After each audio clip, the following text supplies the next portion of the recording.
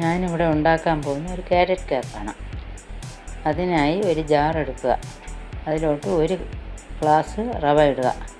അത് കഴിഞ്ഞ് 2 ക്യാരറ്റ് ചെറുതായിട്ട് മുറിച്ച് അതിലോട്ടിടാം. അര കപ്പ് പഞ്ചസാരയും 1/2 കപ്പ് പാലും ഒഴിച്ച് നല്ലതുപോലെ അരച്ചെടുക്കുക. അരച്ചെടുത്ത് നമുക്കൊരു പാത്രത്തിലോട്ട് അത് ഒഴിക്കാം.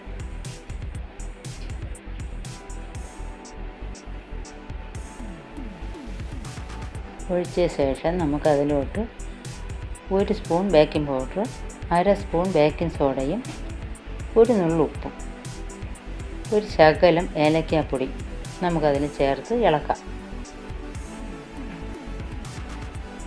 ഇളക്കി വെച്ചിട്ട്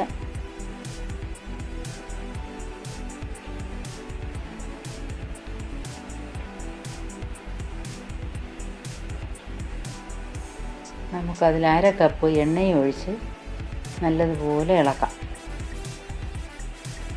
നല്ലതുപോലെ ഇളക്കി കഴിഞ്ഞ് നമുക്ക് ഉണ്ടാക്കുന്ന പാത്രത്തിലോട്ട് നമുക്ക് എണ്ണ തേച്ച് എടുക്കാം.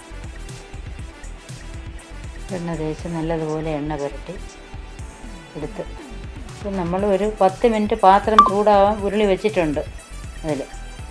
ഇത് കഴിഞ്ഞ് ശകലം വിനീഗറും കൂടെ ചേർത്ത് നമുക്ക് ഇളക്കി ഈ ബാറ്റർ ഇതിലോട്ട് ഒഴിക്കാം. ഒഴിച്ച ശേഷം ഒരു ശകലം ക്യാരറ്റ് ഒന്ന് ഗ്രേറ്റ് ചെയ്ത് നമുക്കിതിലോട്ട് ഇട്ട് കൊടുക്കാം. ഒരു ഭംഗിക്ക് വേണ്ടി ഇട്ട് കൊടുത്ത് നമുക്കൊരു 35 മിനിറ്റ് 35 മിനിറ്റ് നമുക്കതൊന്ന് വേവിച്ച് നമുക്കെടുക്കാം.